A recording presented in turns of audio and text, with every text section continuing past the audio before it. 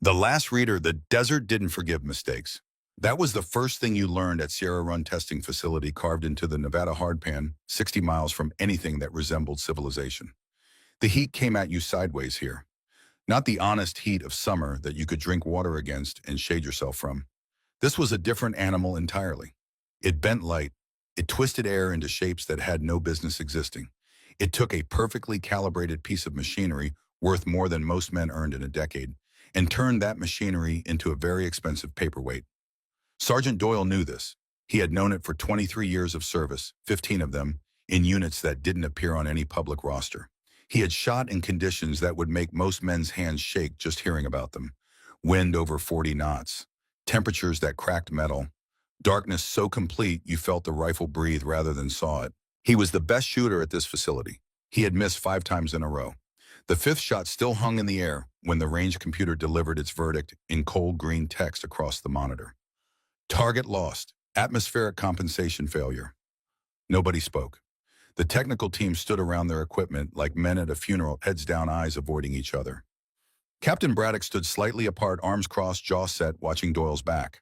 Dr. Vance, the civilian contractor who had spent 2 years and $40 million developing the targeting system, now displayed on that monitor, stared at the readout with the expression of a man watching his house burn down in slow motion.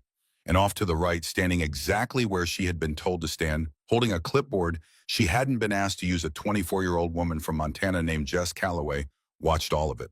She had been watching the wind, not the instrument readings, not the digital displays, not the 3 separate anemometers positioned at intervals across the range. She had been watching the way heat rose from the valley floor in thin, transparent curtains, bending light above the earth in patterns that the sensors couldn't measure because the sensors didn't know those patterns had existed. Her father had showed her what to look for. He had been showing her since she was 9 years old. The mountains above Billings did not offer comfort in October. Cal Calloway had understood this completely, and he communicated it to his daughter through the simplest possible method, taking her up into those mountains before dawn in temperatures that hovered around 20 degrees, handing her a rifle that weighed nearly as much as she did, and saying nothing for 45 minutes while they waited for the light. She had been furious at first. 9 years old, wool socks that didn't reach her knees, breath coming in clouds that dissolved into the dark. Her father sat beside her on a granite shelf, like a man carved from the same stone, patient, in the way that only former military men in old mountains managed to be patient. Then the light came, slowly, the way real things happen. In that light across a valley 300 yards wide, she saw what he had brought her to see. The air moved differently at different heights. Not randomly, not chaotically. It moved in layers, each layer traveling at its own speed, its own direction, influenced by the temperature of the rock beneath it and the shape of the ridge above it.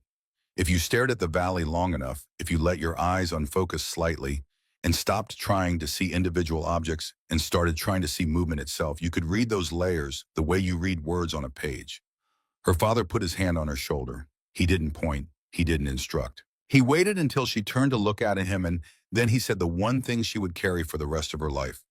Machines read numbers. Eyes read truth. She hit the target that morning. 300 yards. Clean through the vital zone. Her father nodded once, stood, and began walking back down toward the truck without ceremony because celebration wasn't the point. He wanted her to understand that from the beginning. The point was seeing clearly. Cal Calloway had served 2 tours with Marine Recon, seen things he never described in detail, come home with a body that worked in a mind shaped by the geography of violence from the inside. He didn't discuss what he had done overseas. What he talked about was technique, patience, the mechanics of air and light and distance. He taught Jess to shoot the way some fathers taught children to swim, not as a sport, not as a hobby, but as something fundamental you needed because the world was larger and less forgiving than most people admitted. By 12, she could read wind patterns in 3 valleys she knew by name.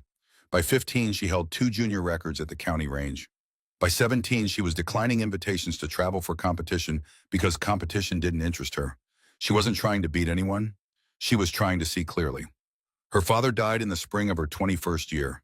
Heart failure, the kind that arrives without warning or negotiation. He was sitting at the kitchen table with a cup of coffee and a county map he had been studying for no particular reason, and then he wasn't sitting anywhere anymore. She didn't cry at the funeral.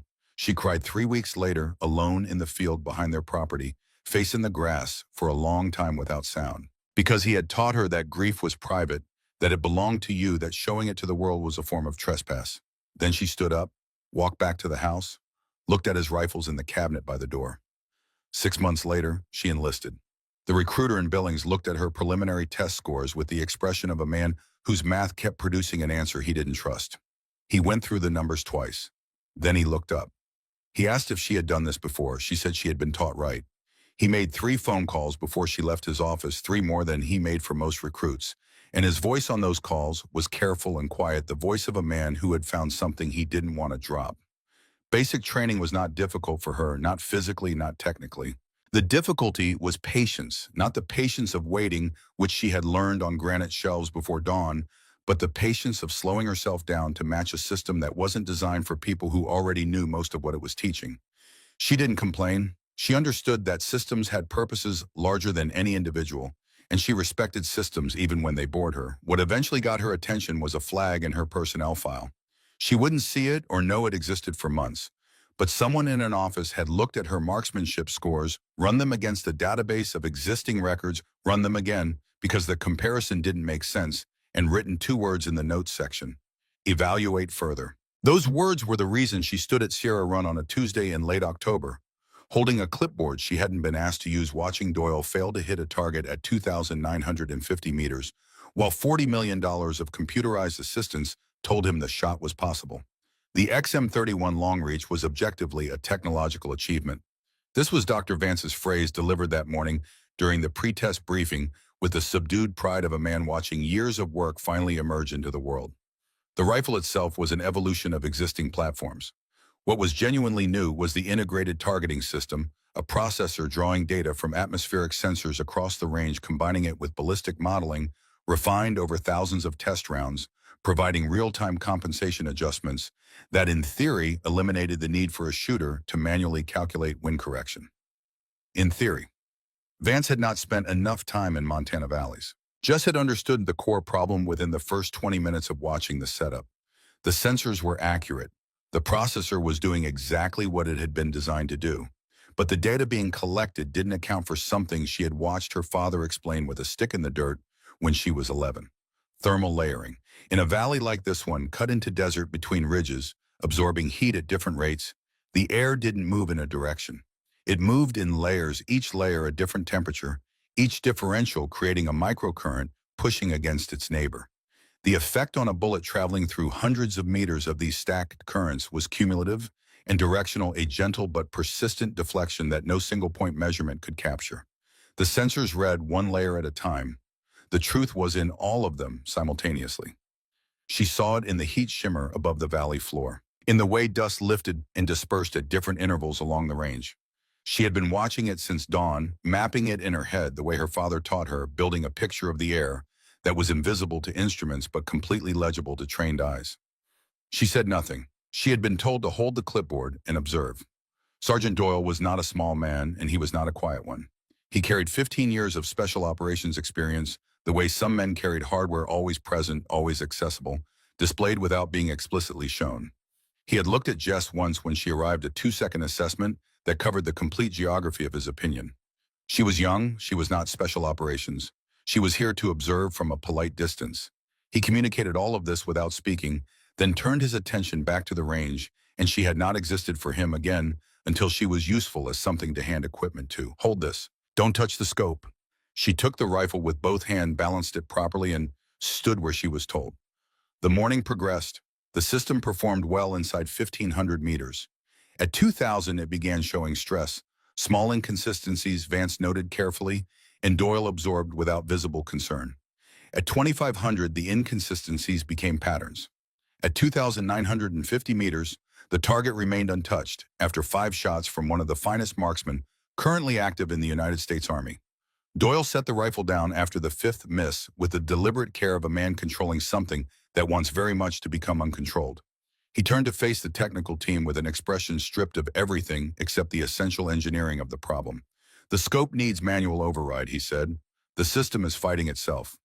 Vance pulled up the readout data. The system is operating within parameters. Environmental factors at this range are at the edge of compensation capacity. There it was, the edge of compensation capacity.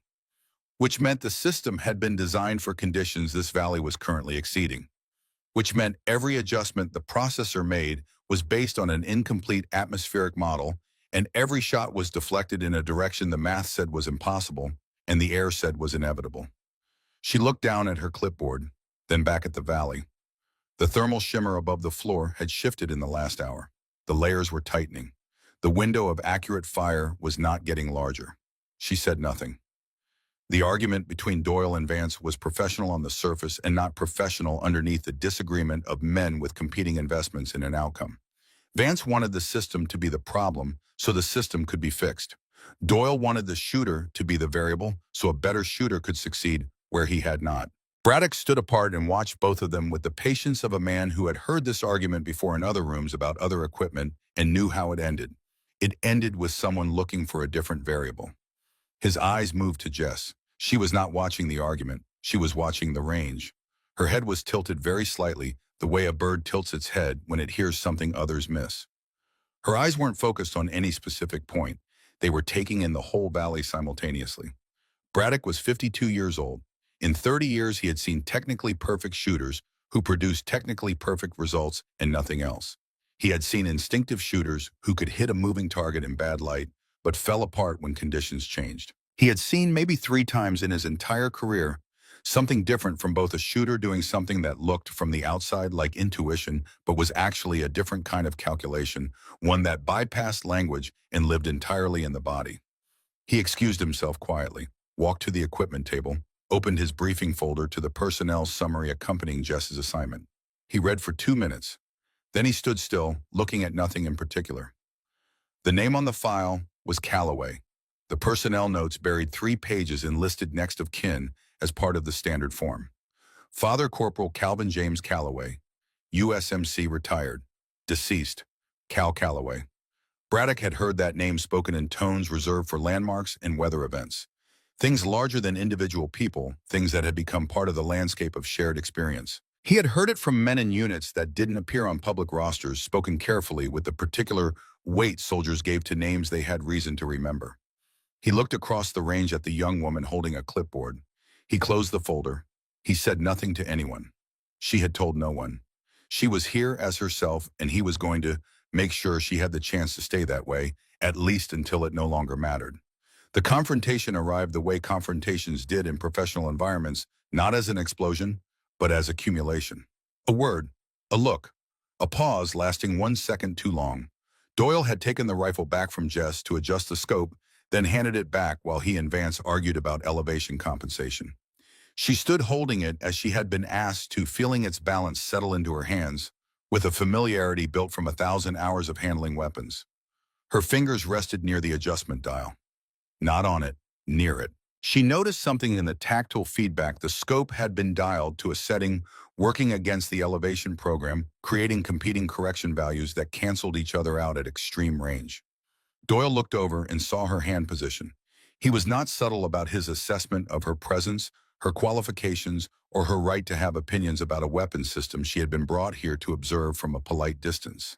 He spoke with the precision of a man who was angry but controlled, which made it worse. No ambiguity in what he said, no deniability in the emotion behind it. Braddock cut it short. His voice was quiet and final. The voice of someone who had decided the conversation was over and was simply communicating that decision. The group returned to work. Jess absorbed the silence that followed. Her eyes tracked the target 2,950 meters away, shimmering in the thermal distortion above the valley floor. She had already done the calculation 3 times. Braddock made the call because the alternative was documenting a test failure, and because 30 years of experience told him some variables couldn't be measured with instruments. He made it quietly without ceremony, while Doyle reviewed shot data with Vance 20 feet away. One shot, he said to Jess, no preamble, no qualification. A simple operational decision stated cleanly. She nodded once. Doyle heard it. His reaction moved through 3 stages: disbelief, contempt, and the specific variety of anger belonging to people who believe the rules are being bent in directions they shouldn't bend. He said something that made 2 technicians look away. Braddock didn't respond. He had already turned toward the firing position. Jess walked to the rifle. She did not lie down behind it immediately. This was the thing certain people would remember afterward, and describe in every retelling the way she stood behind the weapon for nearly 90 seconds, completely still watching the valley with the same intensity she had held all morning. Nobody spoke. The silence had texture, the kind that forms around moments before they become what they're going to become. She reached down and made 3 precise adjustments to the scope. Then she reached to the control panel integrated into the rifle stock and disabled the atmospheric compensation system entirely. Not reduced it, not modified it, turned it off and returned control to the shooter. Someone exhaled behind her. She lay down. The world became simple. This was the part she couldn't have explained to anyone who hadn't stood in a similar place, the way everything that wasn't the shot receded to a distance where it couldn't affect anything. Not Doyle, not the technical team, not the weight of the name she carried and hadn't told anyone she was carrying. Not the 3 years since she had knelt in a field behind her house and cried without sound into cold grass. Just her. The rifle. 2,950 meters of Nevada desert air, and the truth written in it that she had been reading since dawn. She found the layers, mapped them one final time, felt the moment when they aligned a window lasting approximately 4 seconds before the thermal cycling shifted the pattern again. She inhaled, let half of it go, squeezed.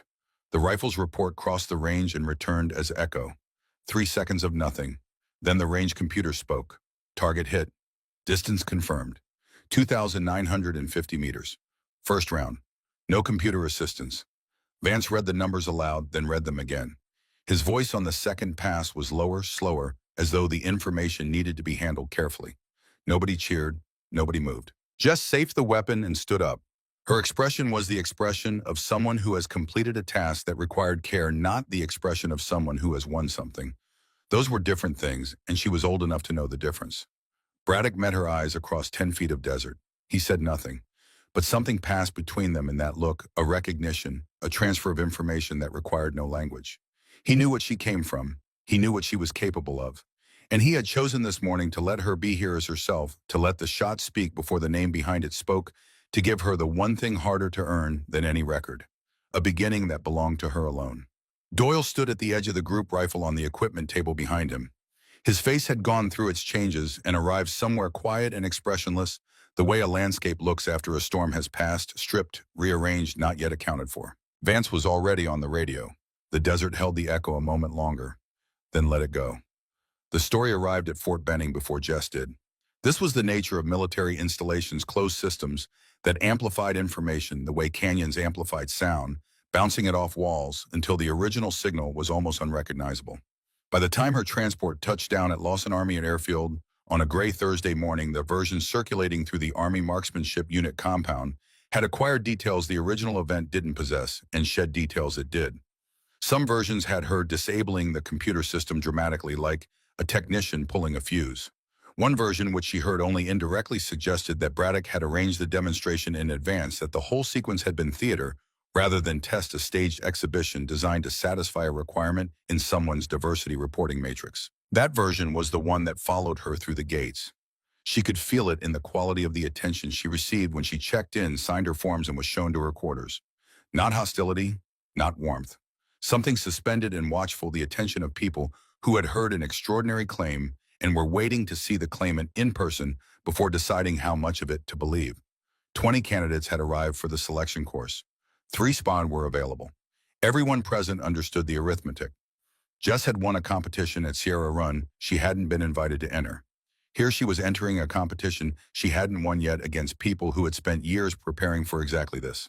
She unpacked her kit, made her bunk, and went to find the range. Sergeant Nash was already there. He was lying behind a rifle at the far end of the long-range bay, working a series of practice shots at 800 meters with the methodical patience of someone for whom an activity has stopped being an activity and become a form of thinking. She watched from 50 feet back, not announcing herself, taking in his technique, the way her father had taught her to study any craft, starting with what was invisible, the things that happened before the mechanics, the stillness in the breath, and the quality of attention that preceded good work. He was excellent, not the excellence of natural talent, which has a looseness suggesting ease. This was the excellence of accumulated labor, a man who had done this 10,000 times and understood every dimension of the doing. Nothing wasted in him. He finished his series, safed the weapon, sat up. He looked directly at her. He had known she was there. She walked forward, introduced herself, name and rank, nothing else. He studied her within the measuring quiet of someone who read people the way she read air. Not aggressively, with genuine assessment, the kind that doesn't announce itself. He didn't offer his hand. He said he had heard about the shot at Sierra Run. She said yes. He asked if she had long-range competition experience. She said no. He looked at her a moment longer, then stood, gathered his equipment, and walked past her toward the equipment room without further comment. Not rudely, not warmly. With the economy of a man who had decided something and had no reason to explain his reasoning. She stood at the range alone and understood from what she could observe, rather than what she had been told, that she had been assessed and that the verdict was not yet in. The qualification course ran 5 days. Day 1 was fundamental standard marksmanship to 1,000 meters, establishing baseline rather than ceiling. Just placed in the top 3, without difficulty, her natural precision intact. Day 2 was different. The course designers understood something most shooting tests didn't: measure the difference between a shooter in a controlled environment and a shooter under compounding physical and cognitive stress. Day 2 began at 0430 with a 6-mile run in full kit, followed by a decision-making exercise requiring candidates to process tactical information while heart rates were still elevated, followed by a shooting sequence in which targets appeared and disappeared on unpredictable timers. Jess placed 7th. She knew exactly what had happened. She had the physical conditioning. She had the mechanics. What she lacked was the practiced automation of the tactical sequence, the trained efficiency allowing a soldier to perform cognitive tasks while the body was still recovering from exertion. That automation required specific repetitions she hadn't accumulated. That evening, she found empty space in the training bay and ran the sequence alone for 2 hours. Not because she had been told to, because it was the gap, and gaps needed filling. Nash came in at the 2nd hour. He watched her run the sequence 3 times without speaking. Then he said, "Your decision points are too wide. You're thinking when you should be executing." He walked to the equipment rack, selected a secondary training weapon, took position beside her. He ran the sequence once, slowly narrating each decision point in the flat tone of an instructor who had long since stopped caring whether the student was impressed and was only interested in whether they understood. She watched, then ran it herself. He said nothing afterward. He put the training weapon back and left. But he came back the following evening and the one after that. They didn't discuss Sierra Run. They didn't discuss anything that wasn't the work directly in front of them. It wasn't friendship, not yet. It was 2 people who took craft seriously enough to set other things aside. On day 3, something shifted among the candidates. The early sessions had maintained surface cordiality because nobody yet knew who was worth competing against. By day 3, the numbers had established a hierarchy, and the hierarchy created different conditions. The men struggling began sharing information and observations. The men at the top began watching each other more carefully. Jess was in the upper third. She was the only woman. Neither fact was as significant as what had begun replacing them in the minds of the men around her, the more pressing fact that she was competition in a course with 3 spots and 20 candidates. Nobody said anything directly. That wasn't how it worked. But the quality of the room changed, and she recognized what the change meant. She was beginning to be taken seriously. On the afternoon of day 3, Nash found her after the final session. He sat beside her without invitation or preamble, the way people sit when they have decided to say something and want to say it before they change their mind. He put his hands on the table and looked at them for a moment. He said he knew who her father was. She didn't answer immediately. She had felt it approaching since arriving, not as something feared exactly, but as something inevitable. A reckoning she had postponed by not announcing it in a conversation the world was going to have, whether she initiated it or not. She said yes. He said he had spent years researching an operation that had gone wrong in ways that still troubled him. He had spoken with men who were there, men who gave him pieces of it. When those pieces assembled, one name appeared consistently at a decision point, with consequences Nash had spent a long time trying to understand.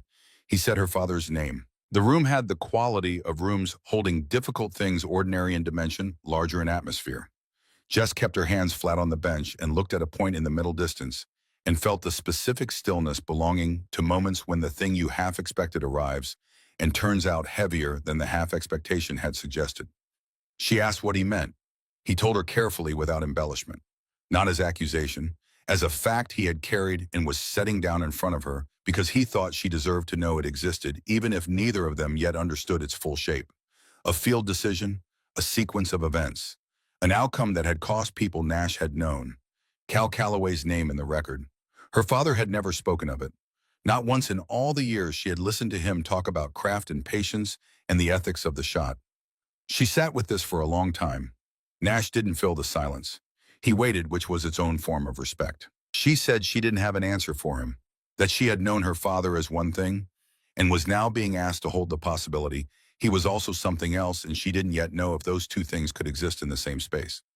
Nash looked at her and said, "Most people can't hold that question open. They close it fast one way or the other." He stood and left. She stayed at the bench another hour holding the question open because her father had taught her that honest observation required sitting with what you couldn't yet explain rather than filling the gap with something comfortable. It was the hardest application of his teaching she had yet attempted. She passed the qualification course in the top 3. Not cleanly, not with the effortless margin that talent was supposed to produce. On day 4, she placed 3rd in the combat stress sequence. On day 5, extreme long range, under simulated field conditions, 5 shots from an unstable position after physical exertion. 1 minute total, she placed 1st. Nash placed 2nd. He offered no congratulations immediately. The following morning, briefly before the first brief of the day, he said she had earned it. She said she still had work on the tactical sequences. He said yes. Then something shifted in his expression, not quite a smile, but adjacent to it.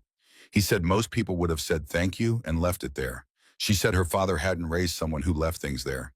Something settled between them. Not the resolution of what he had told her about the operation that remained open and unresolved, still heavy in the air between them. Something else. A mutual recognition of the kind formed between people who have been honest with each other about difficult things and not broken under the honesty. She had 3 days before the task force briefing. She used them the way her father had always used preparation time, quietly, thoroughly, without announcement. The briefing room for Operation Dark Ridge had no windows. Jess sat at the table with Master Sergeant Tate, 38 years old, the kind of man whose age was carried entirely in his eyes rather than his face. A level, unhurried attention that registered everything and reacted to very little. Braddock was present. So was a signals officer named Caldwell, whom Jess had never met and would not see again after the mission. The target was Victor Sorokin.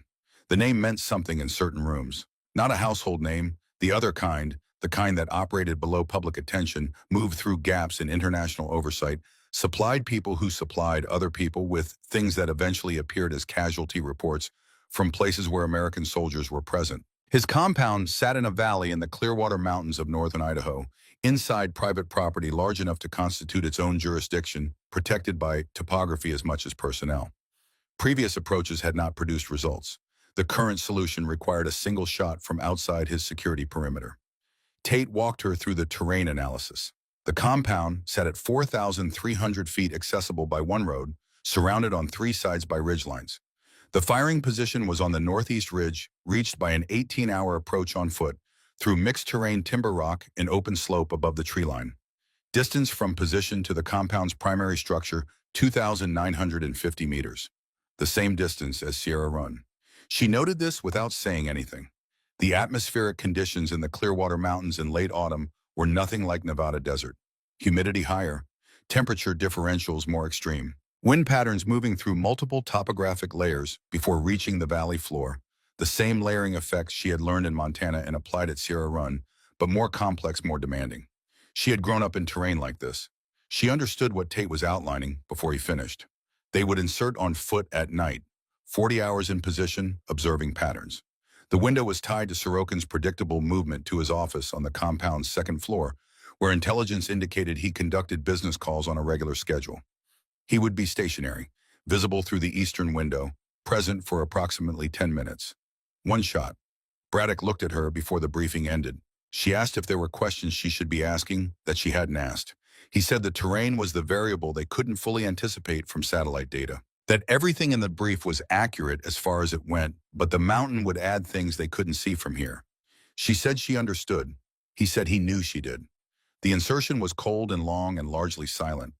She had packed for the terrain rather than the list, stripping weight from places that wouldn't matter, adding it where it would.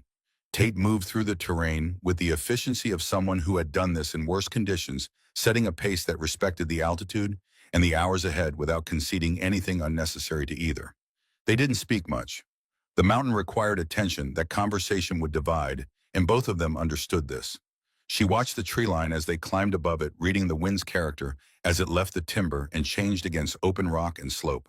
She was already building the model her head would need to hold current and accurate when the rifle was in her hands and the window was open. The firing position was a natural granite shelf partially sheltered by rock to the north with an unobstructed view southwest toward the compound. Tate had selected it correctly. They settled in. The waiting was the part that most accounts of operations like this compressed into a sentence or omitted entirely.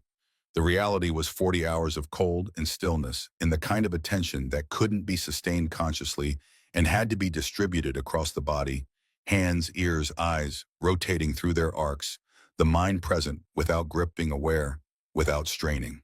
She thought about Nash's words, the open question of her father in a record she hadn't known existed. She held it as her father had taught her to hold what she couldn't yet explain, not by resolving it, but by choosing the present moment over the unresolvable one.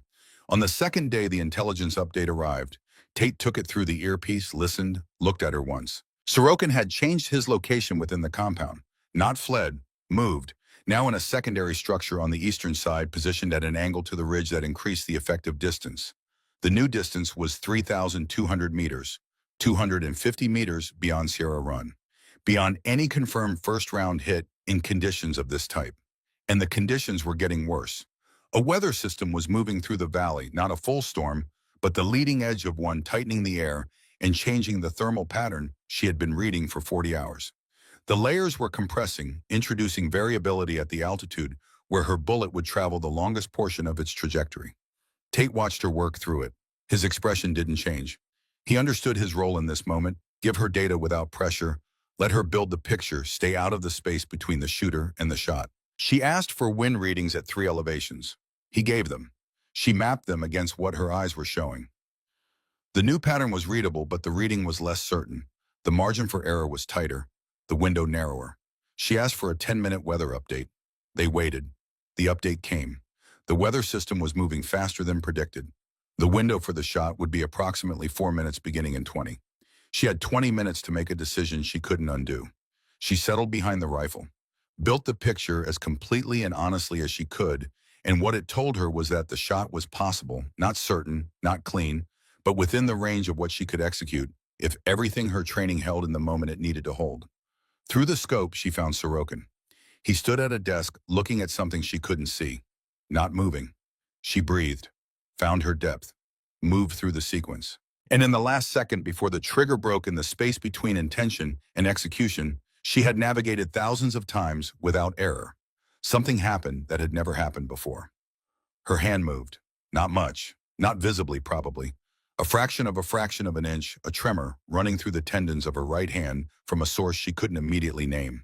In that fraction of an inch, the entire calculation, 3,200 meters of layered mountain air, every temperature differential, every thermal current she had been reading since before dawn, was rendered beside the point. She felt it happen. She could not stop it in time. The rifle fired. Through the scope, she watched the impact. At 3,200 meters, a puff of dust and shattered material appeared 2 feet to the left of where Sorokin had been standing. 2 feet. He was moving before the sound reached him, dropping behind the desk, heading for the interior of the structure, and every window, intelligence window, atmospheric window, every window closed simultaneously. Tate's voice was quiet. It was always quiet. He said, "Extract." She did not move for 1 full second. Then she did. The extraction took 4 hours. During the movement down off the ridge crossing a section of exposed slope and compromised visibility, one of the 2 support personnel covering their exit took a fragmentation hit from a perimeter charge, a tripwire device the sweep had missed. He went down on Jess's left, not critically injured. The wound was to the left forearm, deep enough to require treatment, not deep enough to threaten anything permanent. She was 8 feet away when it happened. She heard it, saw him go down. Watched Tate move to him, immediately cover the wound, establish pressure, the team continuing the extract, without breaking pace, because breaking pace was the worst option, and everyone present was trained to know this. She covered her arc. She moved when she was supposed to move, but she was the reason they were extracting under these conditions rather than extracting clean. Nobody said this out loud. It was simply the arithmetic of the situation available to anyone willing to add it up. Back at the forward operating location in a room with a single window, looking out on a pine-covered hillside, Jess sat alone. Tate came in after an hour. He stood near the door with his hands at his sides and looked at her with the flat assessment he used for everything, eyes carrying more years than the face around them. She told him she had moved, that she had felt it happen, that she could not fully account for it in technical terms. He said every shooter at some point found the exact thing they hadn't been trained to prepare for. Not external conditions, not technical variables, the internal one. The thing the body did when it fully understood for the first time what the hands were about to do. He had seen experienced men come apart at this moment and never reassemble.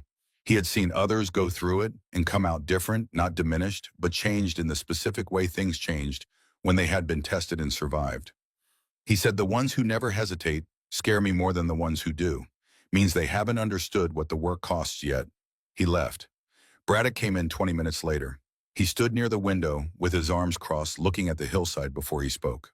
He said her father had missed a shot once, the only one in a career that people still discussed that had built the reputation she was carrying without having asked to carry it. He said, when this is over, I'll tell you about it. Outside, the pine hillside caught the last afternoon light and held it briefly. Then let it go. The investigation took 48 hours. Every element reviewed: the approach route position, selection, weather data, intelligence timeline, the decision to attempt the shot at the new distance in deteriorating conditions. The findings were clear. No equipment failure, no intelligence error that could have been anticipated, no procedural breakdown. Every controllable element had been managed correctly. The shot missed because the shooter's hand moved at the moment of trigger break. The reason the hand moved was not technical. Jess submitted her own account, precise, unsparing, the way her father had taught her to report what she had actually seen rather than what she wished she had seen. She didn't qualify the tremor, didn't explain it in terms of reducing her responsibility. She described it as it had occurred. Tate reviewed the report and signed it without amendment. Braddock submitted a 2-paragraph brief concluding with a single sentence Jess would not read until later, when she understood its full context. The shooter's fundamental skills are not in question. The wounded support personnel was already on his feet, arm in a sling, asking about return-to-duty timelines. He held no visible grievance. He understood the nature of the work and the risks that came with it, and he carried them the way professionals carried such things, not lightly, but without drama. He and Jess crossed paths in the corridor on the second morning. He looked at her, she looked at him. Neither said anything because nothing that needed to be said was available to language in that moment. What passed between them was simpler and older than language, an acknowledgement, a mutual presence in the weight of what had happened and what it meant. She carried it. She would carry it forward. That was the only direction available. She requested the meeting with Doyle. This was not the expected move, and she knew it wasn't. She made it anyway because the expected move, waiting, maintaining distance, allowing institutional consequence to proceed without her involvement, was not going to give her what she needed for the next attempt. She needed to understand the algorithm. Not from the manual, not from Vance, who understood it from the inside with the particular blind spot of knowing too much about a system's architecture to clearly see its edges. She needed to understand it from someone who had worked against it, who had felt its failures from the position of the person depending on it. Doyle was the only person who fit that description precisely. She submitted the request through proper channels, a formal application to discuss technical aspects of the XM31 targeting system, framed in language making its purpose unmistakably professional.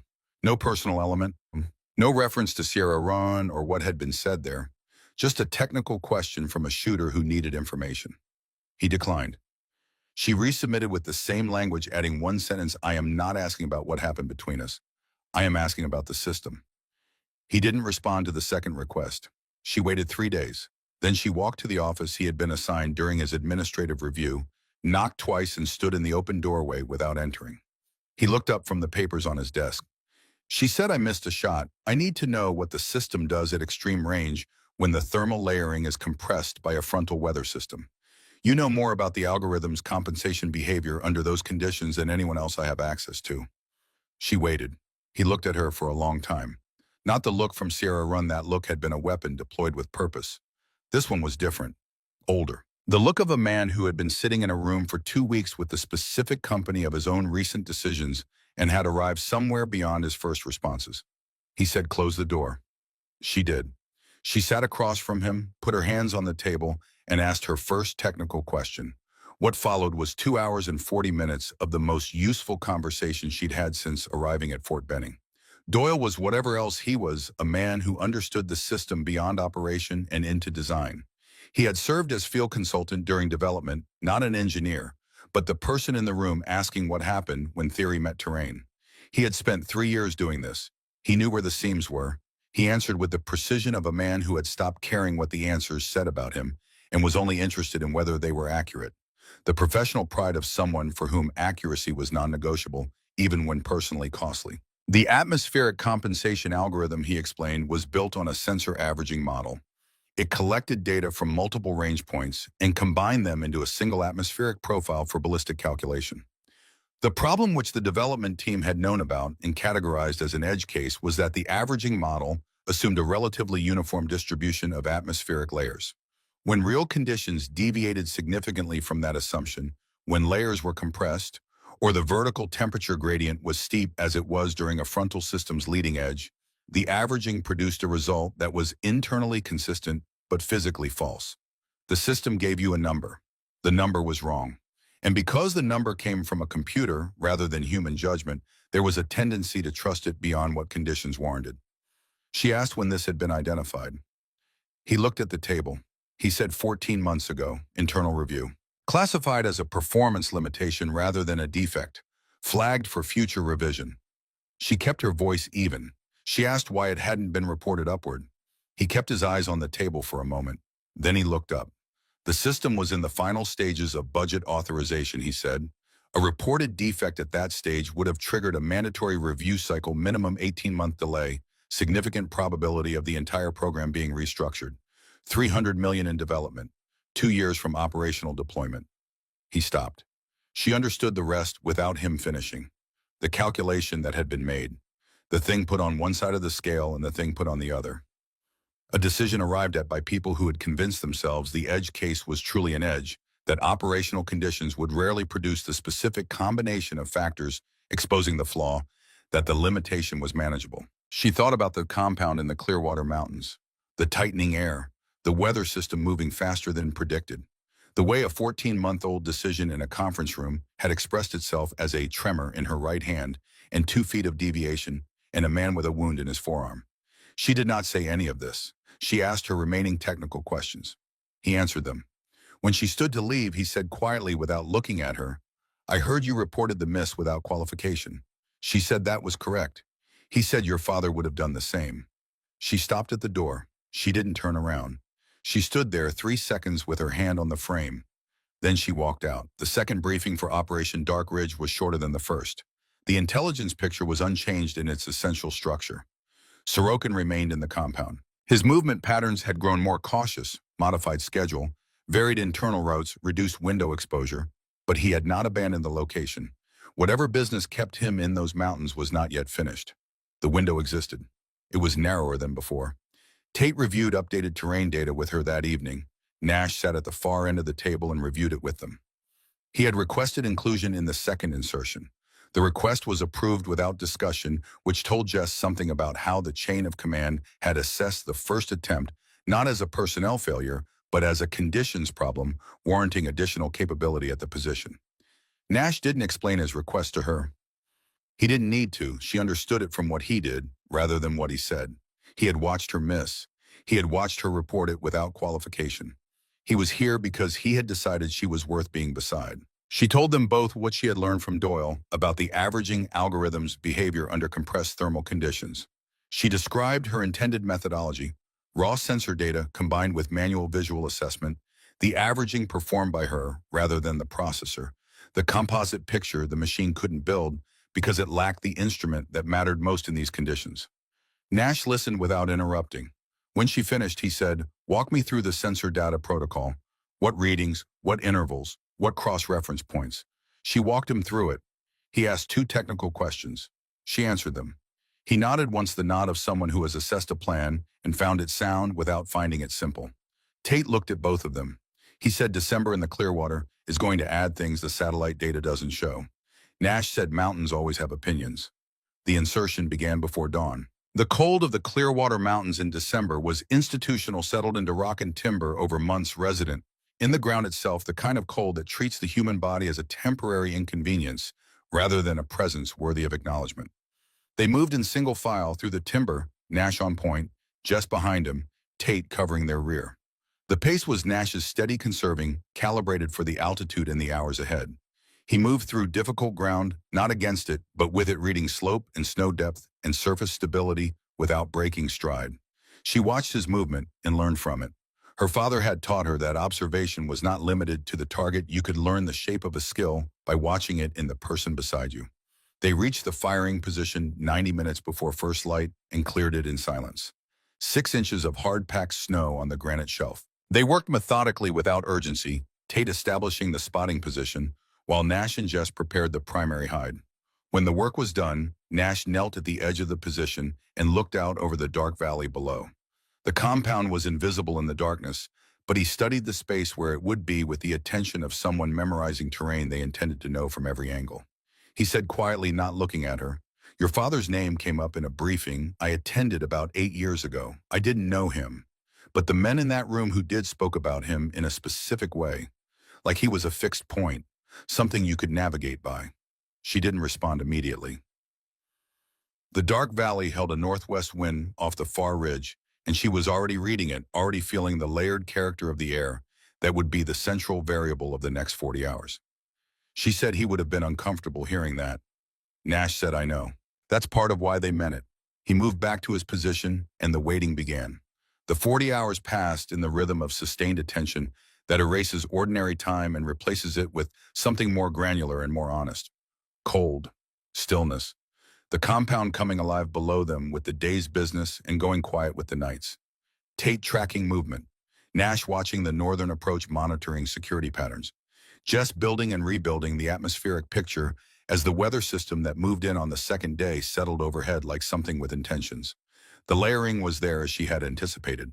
Different from Sierra Run, denser, more compressed by the ridge topography, moving in the three-part oscillation she had cataloged from satellite data and was now reading directly. Complex, not chaotic. Complex meant readable if you had the patience and the right instrument. She had both. The intelligence update came at 13:40 on the second day. Sorokin was moving to his secondary office. The window would open in approximately 25 minutes. The atmospheric system overhead had passed its worst phase. What remained was consistent winter, rather than frontal instability. Cold and steady, the conditions that made difficult shots. Merely difficult, rather than theoretically impossible. Tate confirmed the distance, 3,200 meters. Nash moved to the secondary spotting position on her right, giving her a second set of eyes on the valley floor, a backup read on the wind indicators below. He said nothing. He was simply there doing his part of the work the way he did everything, without announcement, without performing competence. Just competence made visible through action. She began building the final picture.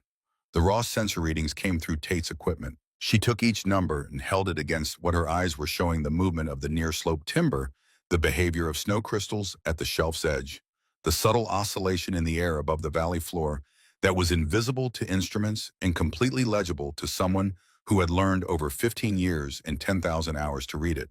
The composite picture assembled the way honest pictures always assembled, not in a flash of insight, but in the slow convergence of multiple true sources, each piece confirming or adjusting the others, until the whole was more accurate than any single part could be. She had the picture. Tate said, "He's at the window, still." Nash said quietly from her right, northwest wind cycling, "You have approximately 8 seconds at the bottom of the cycle." She had already seen it. She found the breath, let half of it go. This time in the space before the trigger broke, in the place where the tremor had lived during the first attempt, there was something different. Not absence, not the suppression of something that wanted to be there.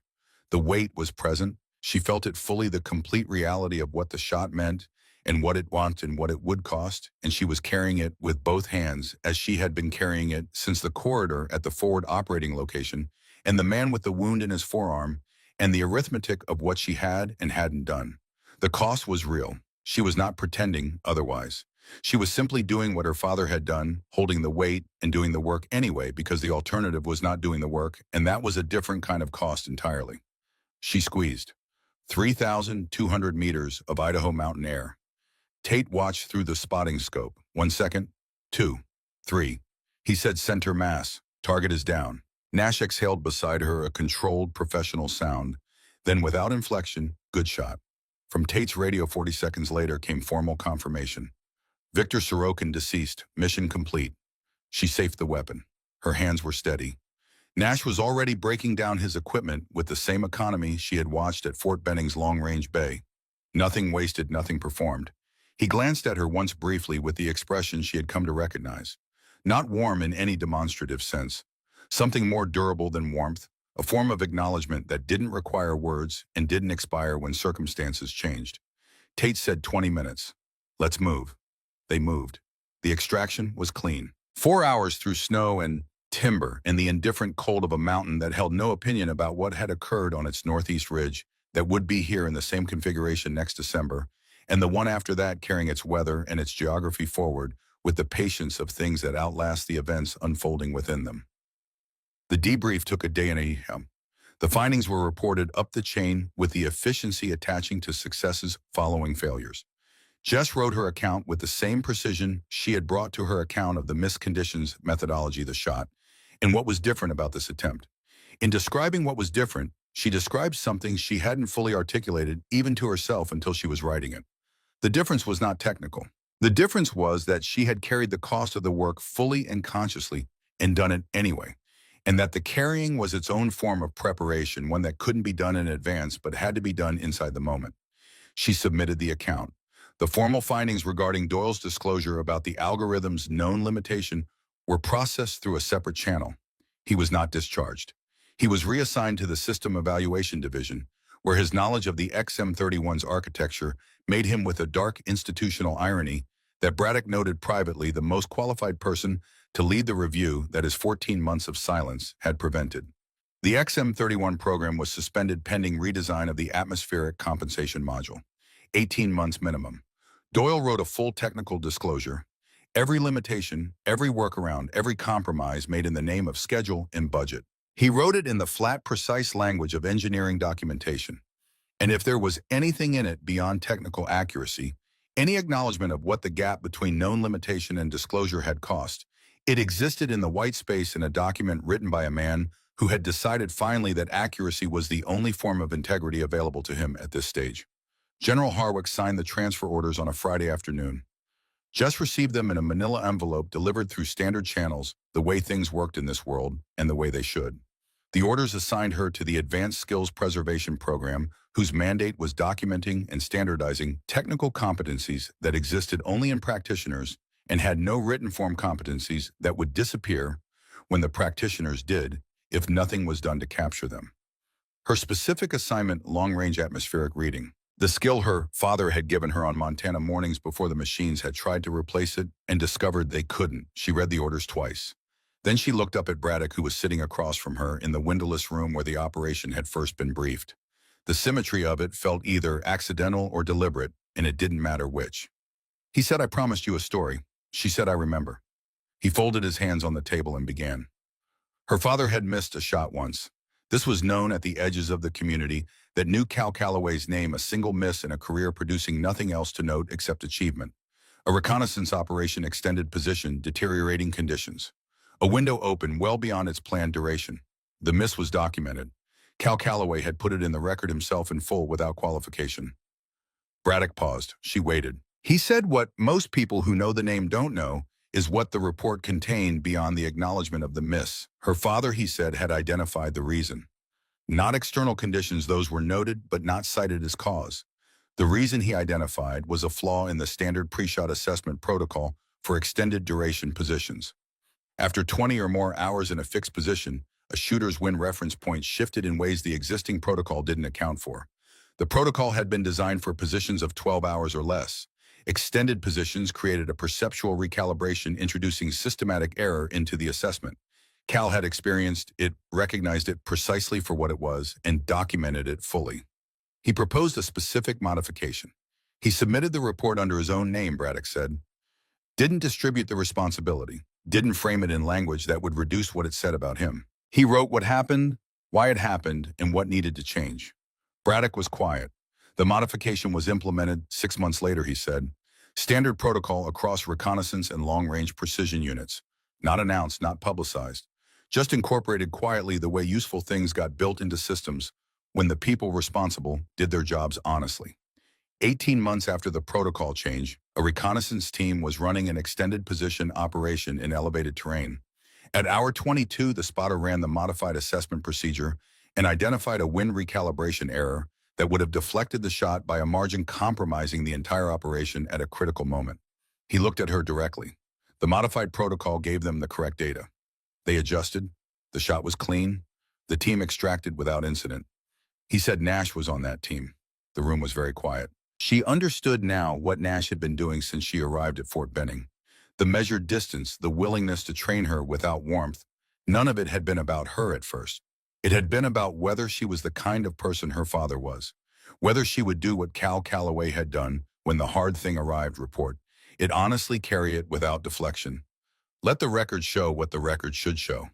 She had missed a shot in the Clearwater Mountains. She had written a report saying so fully without qualification. Nash had read it. The question he had been asking since she walked onto the long-range bay at Fort Benning had been answered not by the second shot, but by the report after the first one. She sat with all of this. Braddock waited. He was good at it. She said he never told me any of it. Braddock said no, he wouldn't have. She said, why not? He considered this carefully. Then he said because he wasn't doing it for the record. He was doing it because it was the right thing. Men who do the right thing because it's the right thing generally don't explain it. They do it and move on to the next thing that needs doing. He pushed the manila envelope across the table to her. She looked at the orders inside. Then she looked up. He said the XM31 program is suspended 18 months.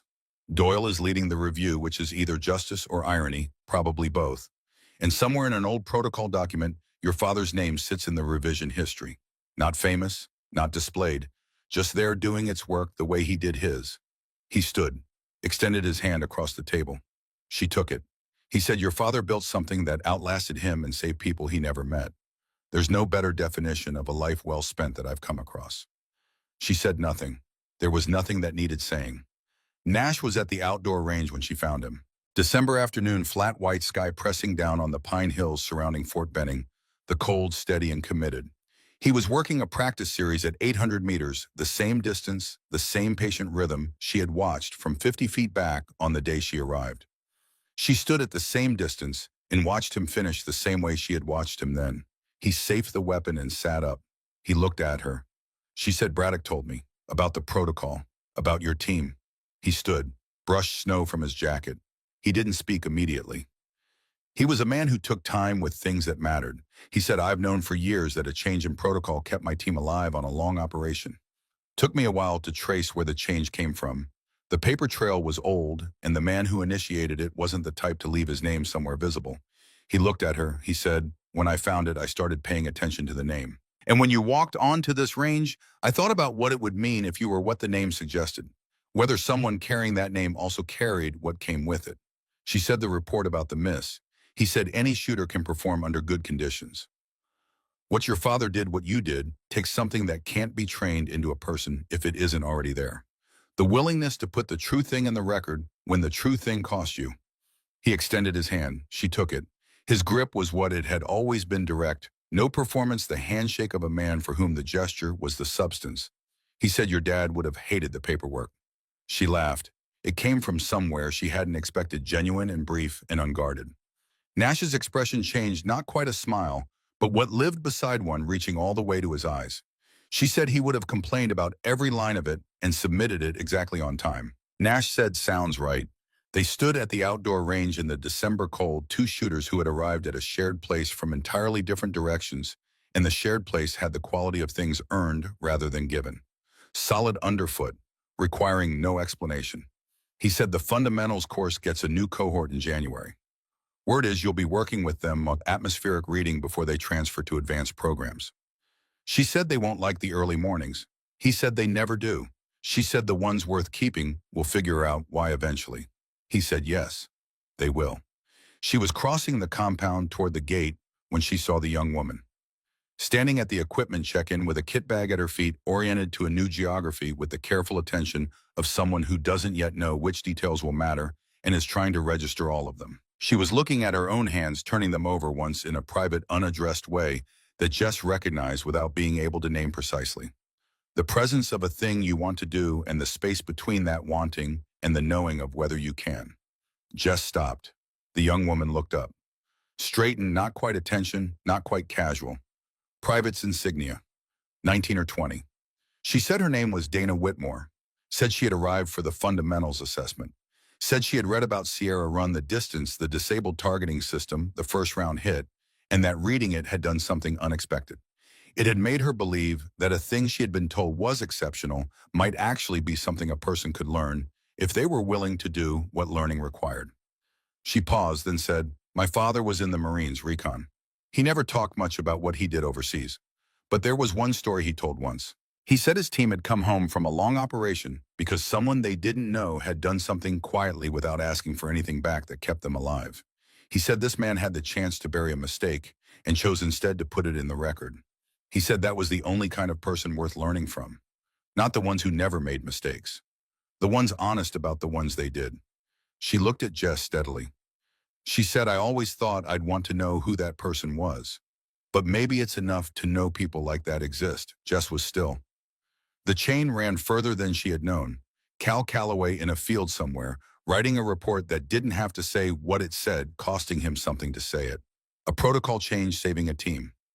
A man on that team who came home and had a daughter who was now standing at a check-in desk at Fort Benning with something in her hands she didn't yet know the name of. The compound around them held its ordinary sounds, boots on pavement equipment being moved, a door closing somewhere. The December light lay flat and even across the grounds, showing things as they were rather than as they might be, unglamorous and clear. Jess said the fundamentals course is harder than it sounds. Dana Whitmore said she expected that. Jess said the technical parts are learnable. Most people who don't make it don't fail the technical parts. She waited. Jess said the hard part is learning to hold what you can't yet explain, to sit with the unresolved thing and keep working instead of filling the gap with something comfortable. Your father told you one true thing about the kind of person worth becoming. The rest you're going to have to find yourself. But one true thing is the right place to start. Dana Whitmore took this in the way someone receives something they didn't fully understand, but recognized as worth keeping. Jess picked up her bag from beside the gate. She said morning formations are at 0500. Don't be late. Dana Whitmore said, "Yes, ma'am." Jess walked through the gate. Behind her, the compound continued its work formations, running equipment, moving the ordinary machinery of an institution that trained people for things that could not be fully trained for, that sent them out into conditions exceeding what any controlled environment could prepare them for, and asked them to do the work anyway. In an engineering archive, a suspended program's full technical disclosure sat in a file under Doyle's name, every limitation, every compromise, every edge case that had been called manageable and had turned out not to be. Doyle was at his desk 2 buildings over, beginning the first day of a review that would take 18 months and produce something more honest than what he had built the first time, because he was being required to do the one thing he had avoided for 14 months, which was tell the complete truth about what he knew and when he knew it. In northern Idaho, a valley held winter, and the memory of a morning when the air had been read correctly and a man who had done a great deal of harm had been stopped from doing more. The mountain held no record of it, carried no opinion about it. It would be there next December, in the same configuration, patient with the weather and the events occurring within its terrain the way mountains were patient with everything. In a protocol document in a military archive, a name sat in the revision history, not framed, not displayed. There because it belonged there, doing the work it had always done quietly, permanently, in the way useful things persisted when the people who built them were gone.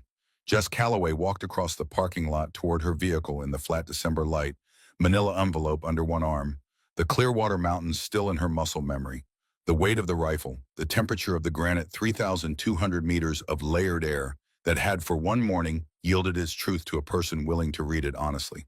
The wind was from the northwest. She felt it against her face. Read it without deciding, to the way you breathed, the way your heart moved blood through chambers without instruction, the body performing what had been practiced until practice and person were no longer separable, until the line between the training and the trained had dissolved into something that simply was. Her father had shown her what to look for. She had been looking ever since. She would keep looking. The gate closed behind her. The pine hills above Fort Benning received the last of the afternoon light and held it for a moment the way things held what was given to them before the dark came, and then released it as everything that receives light eventually does into the long, patient settling of a December evening in Georgia. Somewhere in the mountains of Montana, snow was falling on a granite shelf above a valley where a man had once sat without speaking beside a 9-year-old girl and let the light come on its own because he understood that the most important things couldn't be told and could only be shown, and that showing them required patience, and that patience was not the absence of urgency, but the presence of something larger than urgency, something that knew the light was coming and was content to wait for it. She got in her vehicle, started the engine, and drove toward whatever the work required next.